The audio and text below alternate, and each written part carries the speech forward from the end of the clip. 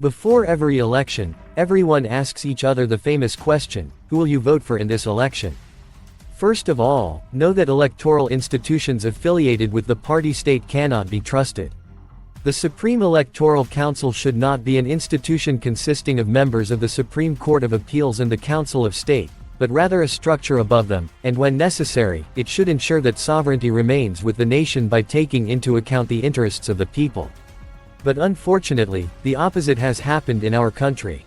Sovereignty has been taken from the nation and given to a single man. We saw this clearly in the last elections and referendum. While it was said that unstamped votes were absolutely unacceptable before the election, they were accepted after the election. There is no other explanation for this than fear, and where there is fear there can be no justice, no democracy. Of course, these can happen in non-transparent elections. In transparent elections, whether your party wins or loses, you accept this as a requirement of democracy, but in questionable elections, it is likely that internal turmoil will occur sooner or later. There are also some minor frauds going on in these old-fashioned ballot box elections. We have witnessed this a lot, especially in the last 15 years. I just gave an example. A digital system with zero error and 100% reliability should be adopted. Everyone has a mobile phone or a PC. Votes should be cast from a single IP or phone number with a single ID number, and as a result of the election, ID numbers should be filtered and the IP or number and the party voted for should be announced. This is how a completely transparent election takes place. The rest is always a question mark. As Atatürk said, by force and deceit, all the fortresses of our beloved homeland may have been captured. In other words, state institutions may have been infiltrated and civil servants may have been bought. In elections that are not transparent, you cannot know who the traitors are and who supports the enemy. When the traitor is from within, any state is bound to collapse. They saw the single-party period as fascism and moved to a multi-party period, supposedly in the name of democratization, and they paved the way for all the anti-Turkish sects, Sharia supporters and factionalists, and played into the hands of the foreign powers that supported these parasites. And the final result, the single-party era is over, the single-man era has begun. They don't treat us like a third-class state for nothing. We have no right to be angry with Aziz Nesin either. The man hit the nail on the head. Because of these parasites, we have not been able to make a single step forward since 1938. The idea of raising obedient individuals towards the state and those who govern it through religion has existed since the Sumerians. I am not criticizing the state or the regime, but I am saying that if a true patriot, a true populist does not come to power and supports these parasites, we will end up in destruction. This is the treachery that Atatürk was talking about. Atatürk established the Directorate of Religious Affairs because he knew that these people were not sitting still and were constantly causing unrest and prevented them from issuing fatwas, sermons against the people, nation. Kings, gods evolved to become presidents, rabbis, priests evolved to become imams, preachers, and as always, it is the people who are herded, intimidated and suppressed like a herd. I am a populist and I cannot accept this situation. Whether in the past or now, tyrant despotic rulers, even if they are the King of Kings, fear only one thing: the uprising of conscious and determined people. Local and regional rebellions can be suppressed, but if a rebellion breaks out throughout the country, state, it is difficult to suppress it. Don't pay attention to the state leaders' show of power by saying that they have an army that stands up to the world. If the people wake up and rise up, they will all be defeated without exception.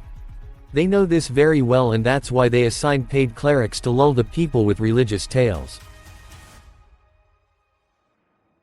The country is always on edge because of the wrong decisions and practices of these two, but we still listen to our conscience and do our civic duty and cast our votes. Our conscience and logic tell us who to elect. We tried almost all of them and found them to be the same.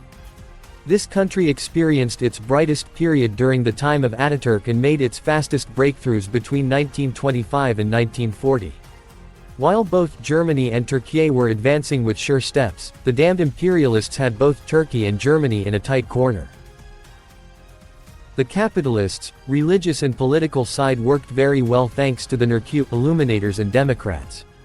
During the time of Atatürk, the political side was disrupted. They tried to fix the situation with Saidi Nursi Kurdi, the religious side, but they lived in a period of interregnum until the time of Jalal Bayar and Menderes.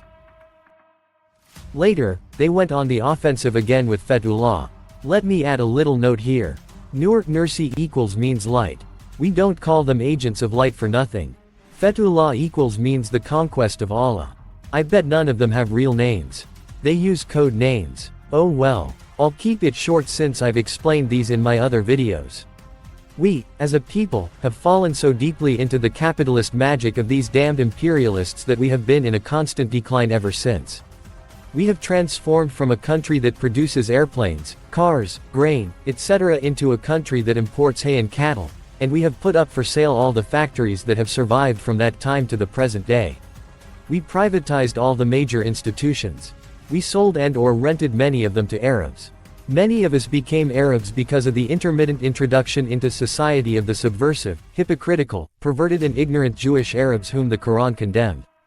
There is no more bond of love and respect. There is no more trust. We have become tyrants and cruel like them. When we become completely Arab, they will find an excuse to get rid of us.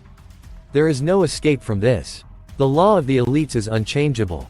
Destruction will definitely come. Research the states, especially the old Turkish states that were free before and were destroyed after they became Arabs. No one will tell you the real story. You will have to seek it out yourself. In the 100-year history of the Republic, the greatest destruction, plunder to this country was caused by right-wing religious parties. Those who say it is a lie should tell us why we are not at the level of Germany right now. In the time of leftists, libertarians, there was no money but there was peace. There was honor, dignity, morality, love, respect and smiling faces. And most importantly there was trust. Now there is none of it. Sad face, the country is literally on fire. It's like everyone is waiting for a spark to start chaos. Well, I won't make it longer. You are sensible people. Think carefully. Investigate, and do so tirelessly, because these tyrants and their supporters do not like questioning minds and are afraid of them. You have seen the actions of the previous ones and our situation is obvious. The foreign debt has reached $500 billion. You will either pay this money or sell your country. They have cornered us from all sides. They are currently attacking Iran, the last stronghold before us. After Iran, it is probably our turn. We are on the verge of collapse. If we cannot revolt against this cursed order by electing and organizing brave, moral, honest, intelligent and combative people like Atatürk, we will be wiped out in the global chaos that will occur in a short time, in 2023 and/or after.